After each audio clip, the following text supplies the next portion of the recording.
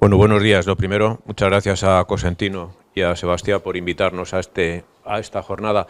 20 minutos para explicaros lo que hemos hecho en industrialización desde el 2018 y por qué lo hacemos, que creo que es lo más importante. Siempre empiezo con esto cuando hablo de industrialización porque realmente sorprende que todo el que fabrica algún producto, ya veis coches, barcos, aviones y demás, lo hacen de una manera absolutamente robotizada y muy industrializado. Fijaros una fotografía de una obra nuestra, que yo creo que como normalmente las visitamos no estamos acostumbrados a ver la cantidad de medios auxiliares, la cantidad de mano de obra, y no tiene sentido que sigamos fabricando así. ¿Qué han conseguido los demás? Crear productos muchísimo más desarrollados y con muchas más prestaciones. Fijaros las prestaciones que tiene cualquier teléfono móvil o un vehículo, muchas de ellas ni las conocemos, ¿no? Y realmente una vivienda nuestra tampoco tiene unas prestaciones más allá de la climatización y de la iluminación. Han conseguido aumentar la calidad y la fiabilidad de sus productos. Esto para nosotros es muy importante. Yo creo que en Aedas Homes conseguimos un nivel de calidad muy alto, pero con un esfuerzo enorme quizá uno de los departamentos más grandes que tenemos en la compañía es el de calidad de producto, pero requiere un esfuerzo importante de nuestros partners, de las constructoras y de los proveedores. ¿Por qué? Porque se elaboran de una forma artesanal y conseguir calidad elevada con trabajos artesanales no es fácil. Y han conseguido una reducción importante de los costes. No aspiramos a esto con la construcción tradicional, industrializada. Yo creo que la industrialización en la construcción va a resolver sobre todo la capacidad productiva que tenemos, pero a corto plazo me extrañaría mucho que redujera los costes de construcción. Trasladado esto a nuestro sector, ¿qué sentido tiene industrializar? Por eso os decía que casi lo más importante es por qué hacemos esto, por moda, porque todo el mundo lo está haciendo, porque parece que es el futuro. No, nosotros empezamos en el 2018 y el motivo más fuerte que vimos fue el problema de mano de obra que tenemos. No voy a entrar en eso, yo creo que lo conocemos todos, es un problema que no hace más que ir a peor, sobre todo porque ahora mismo estamos haciendo en el entorno de 80 90 mil viviendas en un país que deberíamos estar haciendo en el entorno de 140 150 mil. El día que empecemos a hacerlas, que tendremos que hacerlo, porque si no vamos a ir acumulando un déficit de viviendas importante, las tensiones que va a haber, sobre todo en costes, cuando hay una oferta elevada o una demanda elevada y una oferta baja, pues lo que va a pasar es que van a subir los costes de una manera tremenda. El segundo motivo es la necesidad que tenemos de reducir los plazos de ejecución de las obras. Desde que nosotros compramos un suelo hasta que entregamos una vivienda pasan unos 4 años. Claro, un periodo tan largo de tiempo te revienta la tasa interna de retorno, estás mucho más expuesto a los riesgos que te pueden suceder de inflación de costes, de cambio de ciclo y de cualquier otro. Con lo cual, el reducir esos plazos, es verdad que buena parte de la culpa la tiene la tramitación administrativa de esos proyectos, pero en la medida que podamos reducir el plazo de ejecución de las obras será interesante. Ya decíamos antes, satisfacer las demandas de los compradores. El comprador cada vez va a demandar más eficiencia energética, más prestaciones en su vivienda. Y por último, y me voy a entretener un poco más en esto para mejorar la sostenibilidad. Hablando de sostenibilidad, este es un gráfico que me gusta utilizar mucho. Es un gráfico del Green Building Council en el que refleja la huella de carbono que genera un edificio durante un periodo de uso, durante una vida útil que estimamos en unos 50 años. La parte amarilla de la barra es el carbono operativo, es decir, aquel que generamos con el uso de nuestra vivienda, básicamente en climatizar y en iluminarlo. Y la parte azul es el que llamamos carbono embebido, que es el que generamos en la construcción del edificio. Abajo veis una serie de letras que son ni más ni menos que a la calificación energética de los edificios y es curioso ver cómo reduces con una calificación energética la barra de carbono operativo y por tanto el total de las emisiones que genera de CO2 una vivienda. Pero veis también que sube el carbono embebido. ¿Para qué uso esto? Yo creo que acabar con un mito que tenemos, que la construcción industrializada es más sostenible. Hicimos este estudio con Mace, que tiene un montón de números, que es lo contrario a lo que dicen que hay que utilizar en una slide, pero bueno, vamos a centrarnos en este, que es lo que, según Mace y nosotros, decimos que generamos al construir un edificio, que es los kilos de CO2 por metro cuadrado de superficie útil.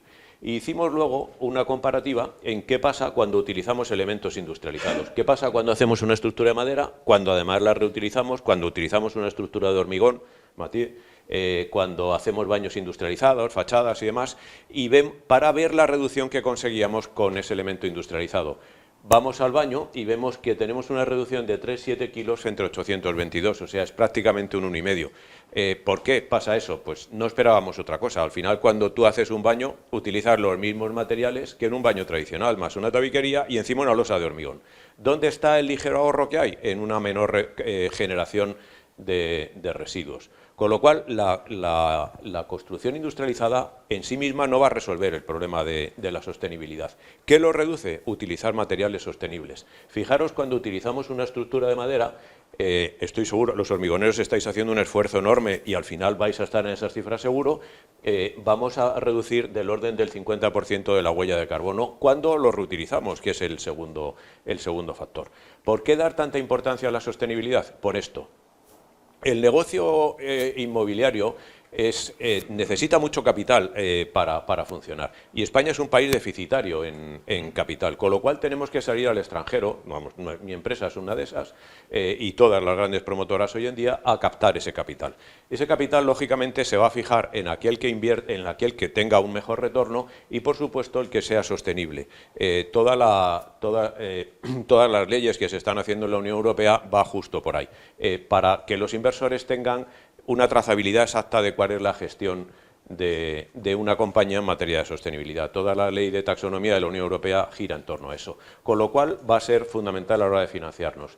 Pero hay muchos municipios en la Comunidad Europea que ya la edificabilidad es inversamente proporcional a la huella de carbono que generas. Entonces, imaginaros el negocio promotor en el que consigues mejor financiación y una mayor edificabilidad en tus edificios. Esto hoy en día no existe en España, no será fácil aplicarlo porque afectará a los planes generales y demás, pero ese es el camino en el que van los demás. Y por último, y esto ya en España sí lo vemos, a la hora de subrogar las hipotecas, nuestros clientes consiguen una ligera reducción de los tipos de interés cuando el edificio es sostenible. Viendo por qué hemos industrializado y cuáles son las ventajas que nos aporta, hay que aterrizarlo y ver cómo hacemos esto. Y para hacerlo tenemos dos sistemas, el que llamamos construcción 3D y el 2D, que a mí me gusta más llamarlo de ensamblaje de componentes, ¿no? Empezamos por el 3D, en AEDAS empezamos para hacer 3D, la construcción 3D es ni más ni menos que llevar, digamos, partes de edificios que sean por su tamaño, por su volumen fácilmente transportable y ensamblarlos luego en obra. Lo podemos hacer con estructuras metálicas, todas tienen sus ventajas y sus inconvenientes. La estructura metálica tiene el problema, tiene una flexibilidad en su diseño, pero tiene un problema que es la protección al fuego, problema que lo que supone es un incremento de coste. Lo podemos hacer en hormigón, es mucho más rígido en el diseño, estos que veis son de hormigón, de la primera promoción que hicimos nosotros en Torrejón con módulos 3D, y tiene unos pesos elevados. También, ¿qué te pasa con eso? Que tienes que ir a módulos pequeños. En el mundo del 3D, a nivel mundial, hay una discusión eterna si interesa más hacer módulos grandes o módulos pequeños. Todos tienen sus ventajas y sus inconvenientes. Uno de los grandes inconvenientes del 3D es el tratamiento de las juntas. Cuanto más grande es el módulo, menos juntas vas a tener, pero se va a generar el problema del transporte y la elevación. Y en estructura de madera, que nosotros no hemos utilizado, pues tiene la ventaja de la sostenibilidad que hablábamos antes, una flexibilidad en el diseño importante y sobre todo la ligereza, que influye bastante en los costes. En nuestra opinión, el 3D se debe utilizar cuando prima el plazo sobre los demás características que estás buscando, ¿no? Creo que el 3D es muy bueno, que esta jornada va en esa línea para toda la construcción hotelera y residencial. ¿Por qué? Porque es importante ahí la seriación. El repetir un módulo muchas veces es muy importante y en una residencia de estudiantes, en un hotel, el hacer un módulo que sea habitación, baño, un trozo de pasillo, lo puedes ir repitiendo muchas veces y consigues ahorros económicos importantes. Como os decía, empezamos en el 2018 con estos sistemas, las dos que veis arriba son de hormigón, o sea que ya veis que pese a la rigidez de diseño que tienen, y es verdad, consigues proyectos atractivos e interesantes. Esta es la última que hemos hecho, es en Boadilla, es con módulos metálicos. Esa estructura metálica te da una mayor flexibilidad en los proyectos que lógicamente repercute en la arquitectura. Lo hemos utilizado solo en viviendas unifamiliares. Bueno, pues como veis, llevamos ya 155 viviendas entregadas, 8 promociones. Ahora mismo no tenemos ninguna más. Es verdad que el unifamiliar en España es residual. No me sé exactamente el presupuesto, el porcentaje, pero debe andar en torno al 10%. Sí que lo estamos utilizando con gran éxito en nuestros puntos de venta. Y aquí tiene mucho sentido. ¿Por qué? Por lo que os decía, prima el plazo aquí la ventaja de un punto de venta es que compras un suelo y a los 2 meses o a los 3 meses nosotros tenemos instalado el punto de venta. Como veis, bueno, tienen estructura metálica, nadie diría que esto es una construcción modular, no tienes que renunciar al diseño de ninguna de las maneras. La gran ventaja que tiene la industrialización, nosotros para hacer estos puntos de venta nos tiramos 2 meses en fabricarlo y 9 meses en diseñarlo. ¿Por qué? Porque nos reunimos al final, lo que queremos con estos puntos de venta es que nos duren 12 años, los hemos hecho para eso. La ventaja que tiene es que los desmontamos y los trasladamos, y lo que queremos es darle 5 rotaciones a cada punto de venta de estos. Entonces, una cosa que hacemos para 12 años, no podemos equivocarnos en el diseño. Nos reunimos todos los departamentos de la compañía y ahí nos pensamos cómo queríamos tratar a nuestros clientes, qué experiencia queríamos que se llevaran, dónde les queríamos dar la información, dónde queríamos firmar el contrato con ellos y dónde les atenderíamos luego si hubiera un problema de postventa. Yo creo que la industrialización tiene que ser así, pensar mucho y fabricar rápido, ¿no? Bueno, otra fotografía de él, ya llevamos 9 puntos de venta instalados, 2 ya los hemos cambiado, que era lo que pretendíamos. Eso mejora mucho la sostenibilidad. Si no, haces un punto de venta y cuando acabas de vender una promoción o un sector lo demueles y al final lo que estás generando son residuos. De esta manera estás dándole siempre una nueva vida y no generas residuo. Bueno, y tenemos otros 2 puntos de venta en fabricación. Este es un proyecto que hemos hecho en plurifamiliar para que veáis que se puede hacer en plurifamiliar. No hemos construido la obra, tenemos ahí algún problema con la licencia de obra y demás, pero veis que se puede hacer también. ¿Cuál es el secreto de este tipo de construcción? Si os fijáis, con 12 módulos hemos sido capaces de resolver un edificio. 12 módulos, muchos de los cuales además son simétricos, con lo cual realmente con 6 o 7 módulos conseguimos resolver todo un proyecto. Importantísimo, como os decía en el 3D, el utilizar bien las juntas. El caso extremo es que una junta de un módulo coincida en mitad de un cuarto de baño, sería tremendo resolver esa junta, ¿no? Entonces, si somos capaces de llevarlas en los pasillos, debajo de las puertas y demás, vamos a conseguir una optimización en costes que si no, no vamos a tener, y en plazos, lógicamente, que es perdón, que le doy al revés, que es lo que buscábamos. Bueno, esto es lo que en cuanto a 3D hemos hecho. Ya digo que tiene más sentido cuando lo que prima es el plazo, bueno, o en plazas, perdón, donde no haya mano de obra. Imaginaos hacer una promoción en Ibiza, pues lo mejor es llevarlo en módulos y ojalá lo pudiéramos coger con helicópteros y plantarlos allí, ¿no? Porque sabemos del problema que tenemos de mano de obra. Hemos visto 3D, este es el otro sistema que estamos utilizando más, que es el sistema de construcción por componentes. Esto es ir haciendo un Lego, ir montando unos componentes lo más sofisticados posibles. ¿Cómo empieza este tipo digo sofisticados en cuanto al número de materiales que aglutinan? ¿Cómo empezamos? Como siempre, la construcción tradicional no va a seguir, la excavación va a seguir como siempre y la cimentación será tradicional también. No tiene sentido prefabricar una zapata, se podría hacer, pero al final estaríamos transportando toneladas sin más. ¿Cómo empieza todo? Como todo edificio, con una estructura prefabricada de hormigón. En los primeros proyectos que hemos hecho, lo que hemos utilizado ahora, como había que contar algún caso de éxito, no de fracasos, que también los tenemos, lógicamente, he seleccionado una promoción que hemos hecho, que es esta en concreto, que aprovecho para contarosla. Son 184 viviendas, es un BTR destinado a alquiler, que para un fondo de inversión está en Alcalá de Henares y, como veis, está formado por 2 edificios y un bajo rasante que es común en toda la parcela. He sacado unas fotografías secuenciales para que veáis la ventaja que tienen estas estructuras, sobre todo en cuanto a plazo. Esta es una fotografía, estos son fotos reales, del 31 de enero del 2023, en el que prácticamente lo único que estaba era la cimentación del edificio. Fijaros cómo está un mes después, en el que aprovecho ya para contaros cómo resolvemos esto. Matías esto se lo sabe bien. Lo que hacemos es utilizar fachadas portantes, son dobles muros, en el que el muro de fachada ya es portante y luego colocamos muros en la medianería que se produce entre las viviendas y con los núcleos de comunicación. Y el elemento horizontal lo resolvemos con un forjado alveolar. ¿Cuál es la gracia que tiene este sistema? Que cuando hormigonamos la capa de compresión, hormigonamos también el interior de ese muro y conseguimos estructuras hiperestáticas sin tener los dichosos descuelgues, ménsulas y demás que casi hacen incompatible la construcción residencial.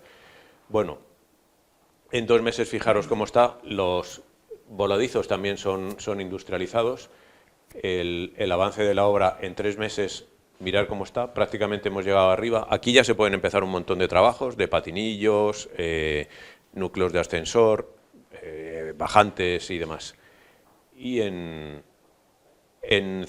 4 meses, ya estamos en condiciones de impermeabilizar el edificio. Además, las fachadas que no eran portantes las hicimos también con paneles de hormigón y va subiendo con la fachada terminada. Y 6 meses después tienes 184 viviendas que has conseguido tener la estructura terminada y la fachada cerrada. Esto es lo que buscábamos con la industrialización y esto es lo que estamos consiguiendo con ello. Ese sistema se puede hacer también con pilares y vigas, antes lo hablábamos. De hecho, tenemos ahora en proyecto una estructura que la resolvemos con vigas, en vez de con muros dobles que, digamos, que rigidizan un poco el producto. Esa es la experiencia que hemos tenido en hormigón. Podemos hacer esas mismas estructuras en madera. ¿Por qué volver a utilizar la madera? Pues por lo que hablaba antes, porque es un material no solo de huella cero, sino que además actúa como un banco de carbono, porque los árboles en su crecimiento lo que hacen es absorber CO2, con lo cual toda esta madera lo que estamos haciendo es tener bolsas de carbono, que si cuando acabe la vida útil de este edificio reciclamos, seguiremos manteniéndolas, pero si dejamos que se pudra o lo incineramos, volveremos a soltar el CO2. Por eso en aquel cuadro que vimos de Meis había tanta diferencia en la huella de carbono cuando reutilizábamos la madera y cuando no. Pero esto estaría, además, ¿estamos afectando a la durabilidad del edificio? En modo alguno. Los edificios de madera son absolutamente duraderos. Los cascos antiguos de nuestras ciudades están hechos de madera y algunos tienen 300 años y están ahí. Es un material perfecto para industrializar porque se corta y se ensambla muy bien, es muy ligero. Daros cuenta que todo esto lo llevamos en paneles a la obra, todos estos que son los núcleos de ascensor los llevamos en módulos enteros. Fijaros cómo además metemos los baños. Entonces, con esta construcción, ¿cómo crecemos? Vamos poniendo fachadas, núcleos de ascensores, patinillos, baños, muros de carga que son tabiquerías a la vez y luego el forjado otra vez, con lo cual crecemos a una velocidad importante que para nosotros es muy importante. Ventaja que tiene la madera es que donde podía haber trabajando 40 personas, lo montamos con 2 equipos de 4 personas. Tiene además una ventaja añadida y es que cuando las estructuras, tanto de madera como de hormigón, al ser industrializadas, tienen una precisión muy elevada. Esto es muy importante cuando utilizas otros elementos industrializados. Hemos tenido malas experiencias, aunque realmente lo resolvemos, cuando colocamos baños o fachadas industrializadas sobre estructuras ejecutadas in situ que tienen unos desvíos en nivel de 6 o 7 centímetros y te complican mucho la ejecución. Bueno, me salto esta slide, ahora volvemos a ella. 2 minutos, rapidísimo voy. Bueno, esto es CLT, que es como hemos hecho Fioresta, y esto es entramado ligero, que es como hacemos las viviendas unifamiliares sobre todo. Vuelvo atrás, estas son nuestras magnitudes en madera, ya hemos entregado 3 promociones con 140 viviendas en madera, ya veis que no es una experiencia piloto lo de Fioresta, sino que lo estamos haciendo mucho. Una de ellas, una fachada de Lignum Tech en Cañaveral, a petición del fondo para mejorar la eficiencia energética, y tenemos otros 2 proyectos en ejecución, otro más en fase de desarrollo, en total una inversión de 80 millones en promociones ejecutadas en madera. Esta es la fachada de madera que os comentaba, mejora de una manera muy notoria la eficiencia energética. Los baños, esto es un elemento que no tiene, yo creo que ni explicación, es decir, fijaros la cantidad de oficios, de materiales, de contratos, de facturas que hay que hacer para un baño de manera tradicional. Fijaros cómo viene un baño industrializado que lo colocas con una grúa en 1 minuto al principio de la obra y te ahorras un montón de gestión en la obra y sobre todo, importantísimo, de postventa. Vienen espectaculares. Bueno, esas son nuestras magnitudes. En cuanto a los baños, estamos instalando unos 2.000 baños al año. En 1.000 viviendas de las nuestras van ya al año, van baños, industrializados. Esto es lo último que estamos poniendo, que es el núcleo de comunicación entero en 3D. Esto nos acorta mucho los plazos, nos facilita mucho. Las escaleras siempre son un problema, cada vez hay menos gente que las sepa hacer y ahorra mucho plazos. Me salto lo de las claves del éxito, muy breve. Nunca industrializar lo que no esté pensado para industrializar, siempre hacerlo desde la fase de proyecto. Nosotros empezamos porque teníamos que empezar con la industrialización de alguna manera y empezamos con proyectos que no estaban pensados para eso, pero no es ni más ni menos que si un edificio que está pensado para cubierta invertida quisiéramos hacerla con una cubierta doble de agua. Sería un desastre con toda seguridad. Nuestro compromiso, ahora ya sí que acabó. Para autoobligarnos al tema de la industrialización. Pusimos un KPI que el 25% de las promociones que entregáramos a partir del 23 fueran industrializadas total o parcialmente. Hemos acabado el ejercicio pasado con un 33 en vez del 25. La previsión que tenemos para este ejercicio, que ya está perfectamente consolidado, es que sean un 35% y a partir del 2026 que sea un 30%. Para concluir, la experiencia nuestra con la industrialización, bueno, tuvimos un proceso de aprendizaje inevitable de selección de proveedores y de fabricantes, pero hoy en día estamos consiguiendo los objetivos por los que empecé mi comunicación de esta mañana, por qué industrializar. Muchas gracias.